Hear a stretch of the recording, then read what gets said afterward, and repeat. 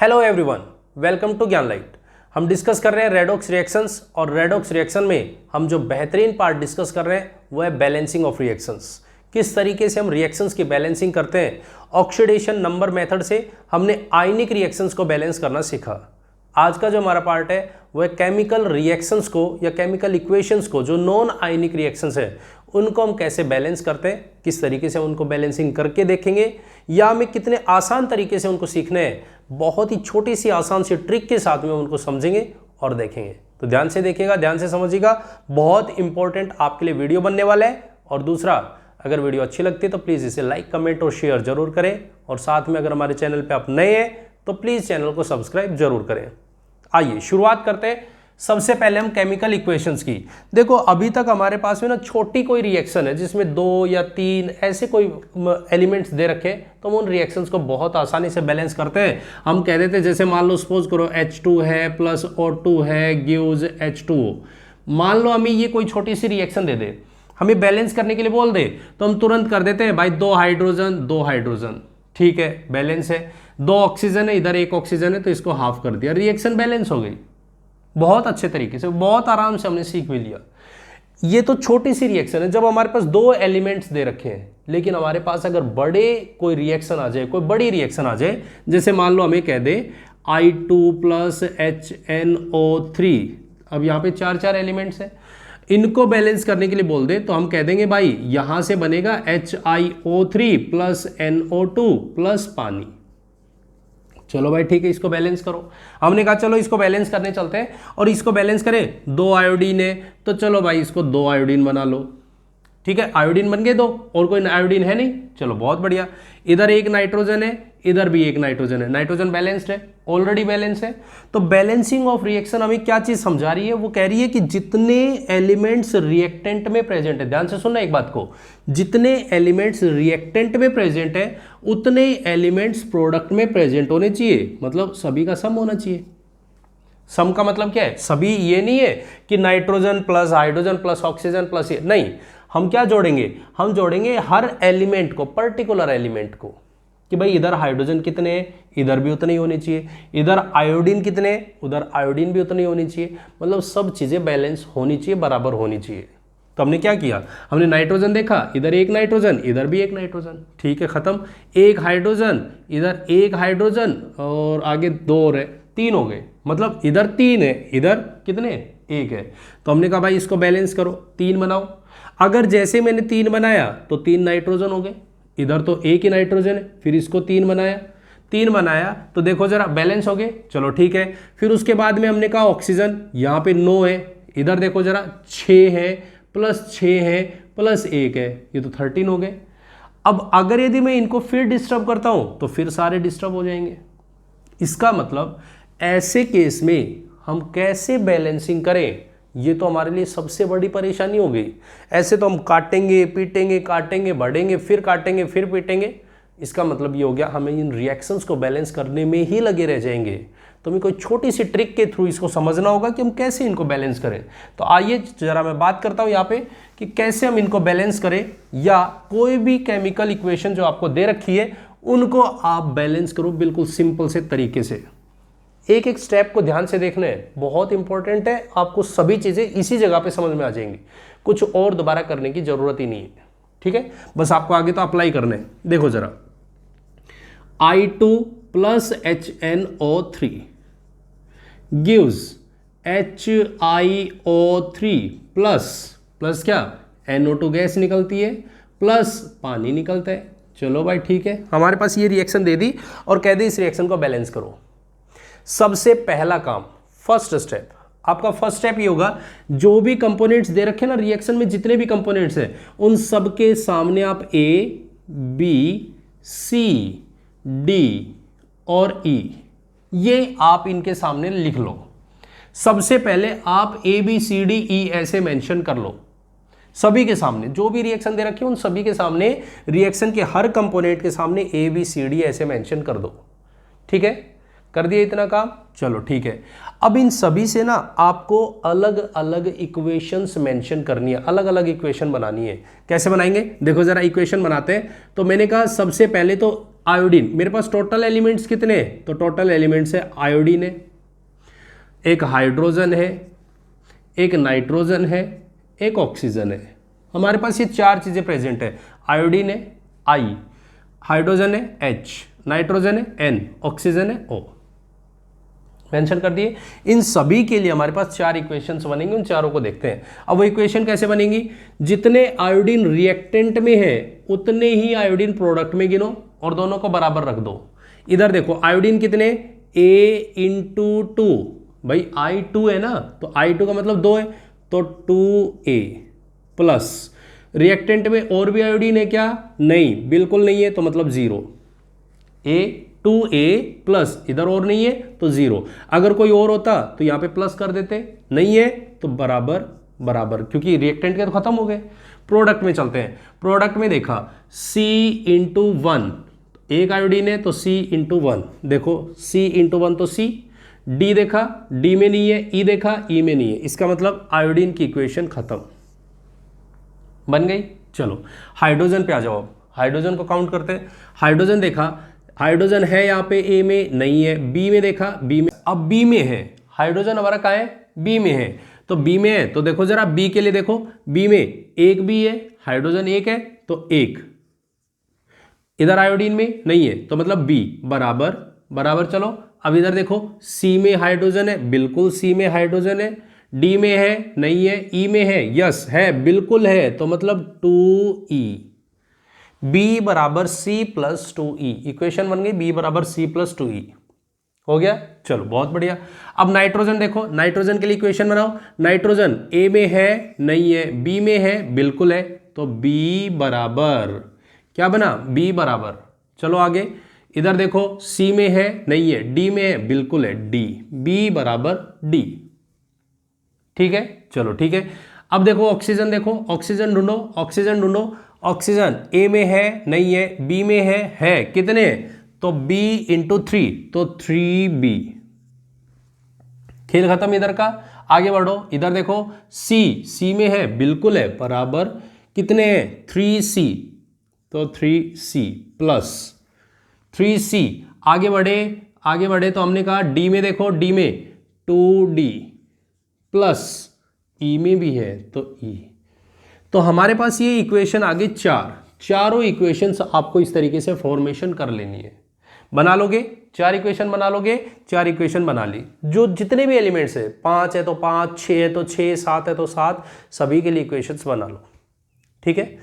अब यहां पे क्या करो, अब आपका काम होगा इनमें से सपोज करना है आपको, सपोज क्या सपोज करना है, सपोज आपको ये करना है कि जो भी कोई भी इक्वेशन आपने बनाई है उनमें से ABCDE में से किसी भी एक को आप 1 अज्यूम कर लो। क्या बोला मैंने, किसी भी एक को 1 अज्यूम कर लो, और जैसे आप 1 अज्यूम करोगे, जैसे ही आप 1 अज्यूम करोगे, ऐसे को आप अज्यूम करना जो आपके लगभग इक्वेशंस को सॉल्व करता हो, जिससे कई सारे टर्म्स निकल के आते हो। जैसे मान लो सपोज करो मैंने यहाँ पे C को 1 माना, तो C को 1 माना तो A की वैल्यू 1/2 आएगी, तो A भी सॉल्व हो गया।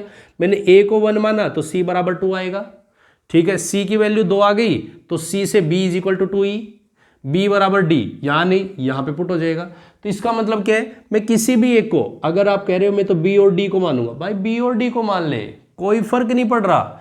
D को 1 माना तो B भी 1, B 1, तो इस इक्वेशन में पुट हो जाएंगी वैल्यूज, इनको सॉल्व करना शुरू कर देंगे, ठीक है। तो हम किसी भी एक वैल्यू को 1 अज्यूम करेंगे, जिससे मेरी दो वैल्यूज आ जाए, तो मैं किसी भी एक को अज्यूम कर लेता हूं। चॉइस आपकी है, आप A को मानो, B को मानो, C को मानो, D को मानो, जिसको मानना उसको मान लेना, ठीक है। मान लो सपोज करो हमने, बताओ किसको माने, कोई भी एक वैल्यू ले लेते हैं। हमने कहा मान लो मैं A को ही 1 मान लेता हूं, A बराबर 1, A को 1 मान लिया। जैसे मैंने A को 1 माना तो C बराबर 2, A की वैल्यू 1 तो C की वैल्यू 2 आ गई। चलो दो वैल्यूज आ गई। अब मैं यहां रखता हूं, यहां रखते हैं तो B बराबर 2E, B बराबर 2E प्लस 2, यही आएगा, B बराबर 2E प्लस 2, और B बराबर D है। चलो ठीक है, इसमें तो कुछ नहीं रखना, इसमें रखो 3B प्लस 3b बराबर 3c, सी की वैल्यू रख दो यहाँ पे, तो 3 इंटू 2 दैट इज 6, तो ये वैल्यू हो गई 6 प्लस 2d, ये भी नहीं पता मुझे, प्लस e। चलो भाई ठीक है, बहुत बढ़िया। लेकिन मुझे एक बात पता है, b और d दोनों बराबर है, b और d, क्योंकि अब मुझे इक्वेशन सोल्व करनी है, और इक्वेशन सोल्व कब होंगी, जब ये b और d बराबर है, दोनों बराबर है। तो b और d, मैं d की जगह पे b रख दूं या b की जगह पे d रख दूं, दोनों में से कोई भी एक वैल्यू रख दूं। तो मैंने यहां पे कहा भाई d की वैल्यू, क्योंकि यहां पे b is equal to 2e है ना, तो मैं यहां पे भी ऐसा ही कर देता हूं। मैंने यहां पे रख दिया 3b बराबर 6 प्लस 2d की जगह पे क्या कर दिया, 2d की जगह पे मैंने 2b बना दिया प्लस e। तो मेरे पास ये वैल्यू आ गई 3b बराबर या माइनस 2b बराबर 6 प्लस e, तो b बराबर 6 प्लस e। एक इक्वेशन मेरी ये आ गई, एक इक्वेशन मेरी ये आ गई, एक इक्वेशन मेरी ये है। चलो अब आ जाओ, सॉल्व करते। ये वैल्यू मेरी है b बराबर 2e प्लस 2, और दूसरी इक्वेशन है मेरी b बराबर 6 प्लस e प्लस 6। ये है, देखो जरा यही है। e को इधर ले आओ, e को इधर ले आए तो हमारे पास ये हो गया b माइनस 2e बराबर 2, और यहाँ पे b माइनस e बराबर 6। यही होगा। माइनस कर दो।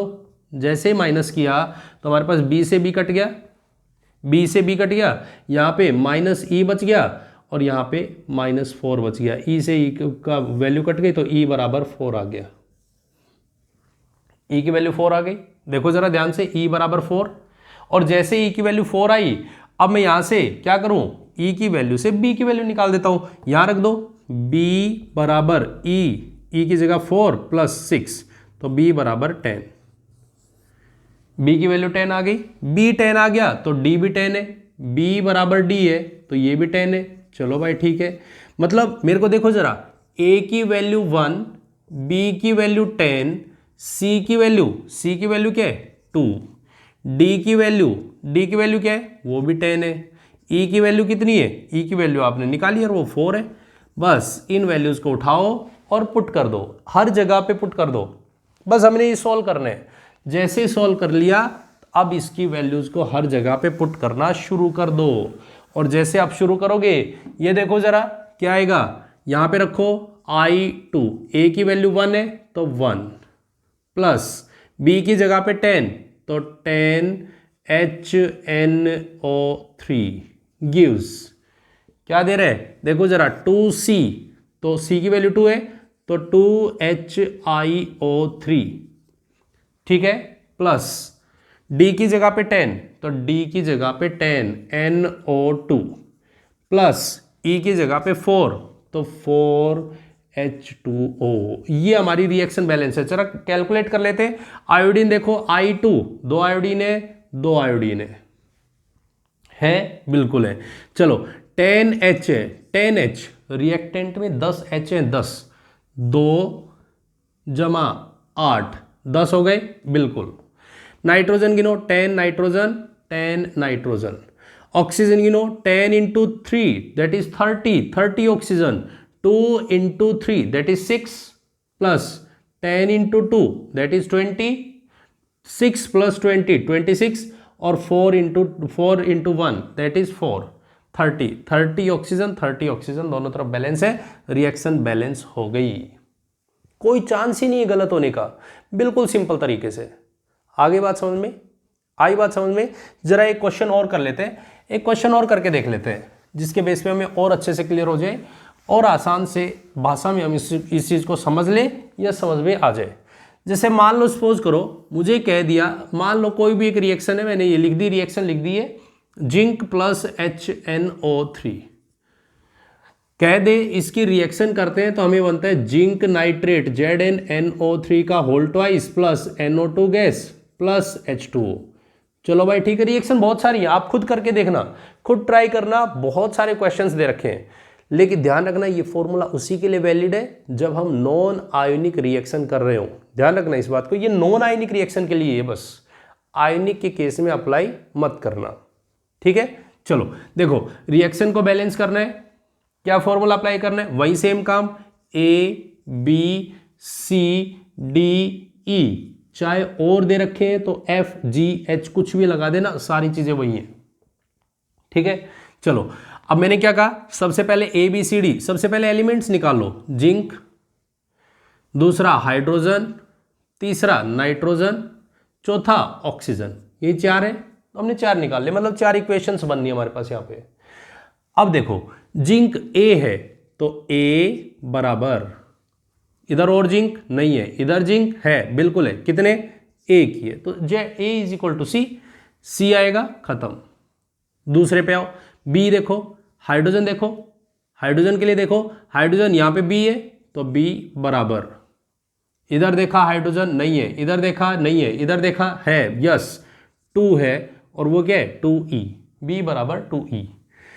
अब देखो नाइट्रोजन पे आओ, नाइट्रोजन, नाइट्रोजन के लिए हमने कहा इधर नाइट्रोजन नहीं है, इधर नाइट्रोजन है, यस बिल्कुल है, बी बराबर, यहां देखा, देखो जरा सी देखो, सी में c into two that is 2c, देखो ये 2 इंटू एन, 2 इंटू एन, और ये c तो 2 इंटू सी, प्लस और भी आगे, यस बिल्कुल है, डी भी है।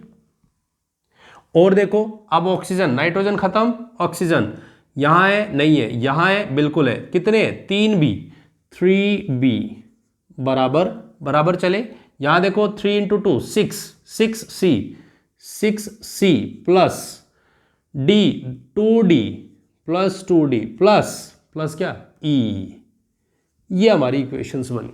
सबसे पहला और फर्स्ट काम आपका यही है, इक्वेशंस निकाल लो, बस एक बार इक्वेशन निकल गई ना, अपने आप बैलेंसिंग आएगी, रिएक्शंस को सॉल्व करना है, बस इक्वेशंस को सॉल्व करना है, खत्म हो जाएगा खेल। चलो देखो जरा, ये हमारे पास इक्वेशन आ गई, ठीक है। अब मुझे क्या करना है, एक काम करना है, क्या काम करना है, रिएक्शन को जब बैलेंस करूंगा तो मेरे को क्या करना है, एक अज्यूम करनी है वैल्यू। किसको अज्यूम करें, देखो जरा, या तो मैं ए और सी में से अज्यूम कर लूं, या मैं बी और ई में से अज्यूम कर लूं, किसी भी एक को, जिससे मैक्सिमम इक्वेशन सोल्व होती हो। अगर मैं ए को अज्यूम कर रहा हूं तो सी बी वन, ए वन तो सी वन, और जब ये 1 तो बी प्लस 2 प्लस डी, ये आएगा इक्वेशन। चलो ठीक है, मान लेते हैं किसी भी एक को अज्यूम कर लेते हैं। मैंने कहा मान लो, सपोज कर लो, यहां पे मैंने वही सेम चीज अज्यूम कर ली, लेट अस सपोज किसको, ए बराबर 1 मान लिया मैंने, ए को 1 मान लिया, ठीक है।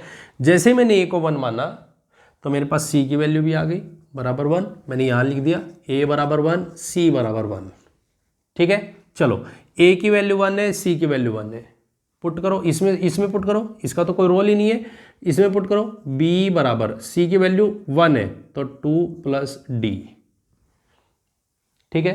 आगे बढ़ो, यहां देखा 3b बराबर 6 प्लस 2d प्लस ई, सी की वैल्यू रख दी है, सी की वैल्यू रख दी है 6 1, तो 6 इंटू 1 तो 6 हो गया, तो 1, ठीक है।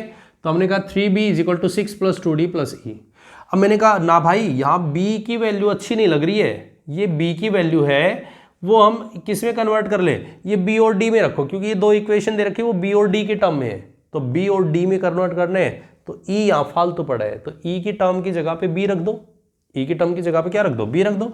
तो क्या है देखो जरा, 2e बराबर b है, 2e बराबर b है, तो हम क्यों ना ऐसा करें, b और d की जगह पे हम e की वैल्यू निकाल लेते हैं, नहीं तो ये फ्रैक्शन में आएगी, फर्क कुछ नहीं है, फ्रैक्शन में आएगा। अगर मैं e की जगह पे वैल्यू रखता हूं तो ये वैल्यू फ्रैक्शन में आएगी, और फ्रैक्शन मुझे अच्छा नहीं लग रहा, तो मैं इसको ऐसा करता हूं, मैंने इसको b की जगह पे रख दिया, तो 2e बराबर 2 प्लस डी, ये आएगा इस इक्वेशन में। तो मैंने b की जगह पे ये वैल्यू रख दी, b की जगह पे e रख दी है, और मैं यहाँ पे भी रखता हूँ 2e, तो मैंने यहाँ पे 2e की जगह पे ये रखा 2e, तो 6e हो गया भाई, b की जगह पे 2e रखा है तो 6e बराबर 6 प्लस 2d प्लस e, वो तो एज इट इज रहना है, ये e उठ के इधर आएगा तो ये 5e माइनस 2d बराबर 6, इक्वेशन मेरी एक ही हो गई।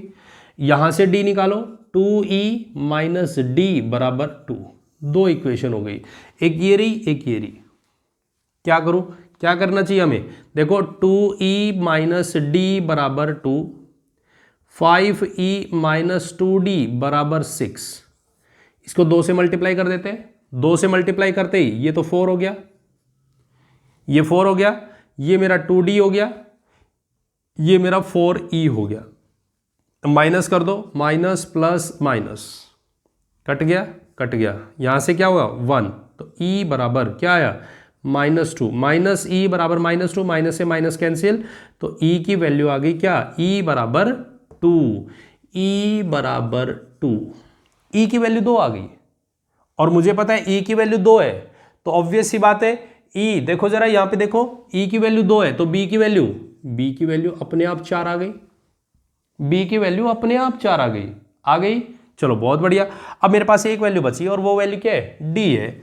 d की वैल्यू निकाल लेते हैं, यहां रख दो, यहां रख दो d की वैल्यू, d दैट इज -2, यहां पे 2 इंटू 2 दैट इज 4 बराबर 2, तो d बराबर 2, तो d की वैल्यू आ गई 2। बस खेल खत्म, कहानी खत्म, कोई रोल नहीं है।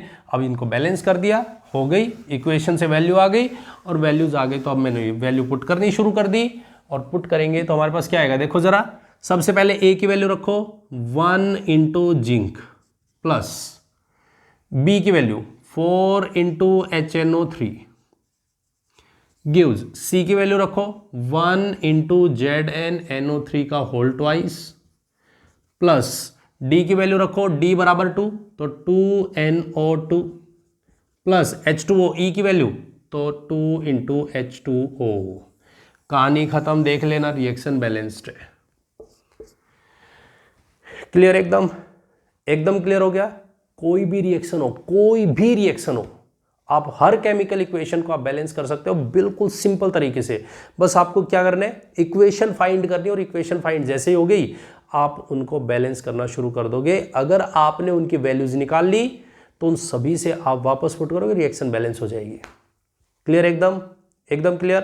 तो आई होप आपको ये वीडियो पसंद आई होगी। अगर पसंद आई है तो इसे लाइक, कमेंट और शेयर जरूर करें और साथ में अपने दोस्तों को ज़्यादा से ज़्यादा शेयर करें ताकि ये वीडियो ज़्यादा से ज़्यादा पहुंचे। ठीक है, अगर यदि आपको वीडियो अच्छी लगी तो इसे लाइक, कमेंट और शेयर करें। साथ में अगर हमारे चैनल पे आप नए हैं तो प्लीज़ चैनल को सब्सक्राइब जरूर करें। Thank you very much and have a nice day.